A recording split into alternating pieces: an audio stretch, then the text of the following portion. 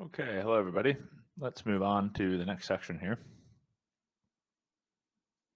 And yeah, Patricia, sorry, I said you didn't get a lot of feedback when you get the quiz incorrect. I think it should be configured to show you what you got wrong. That one might just have the wrong setup, but you should be able to retry it if you didn't pass. We're pretty friendly.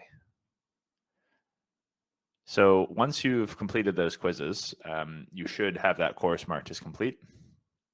If you don't have time to do the quizzes live, that's fine. You can always go back and finish these later. These, as I said, all of this content on the Academy is available at all times.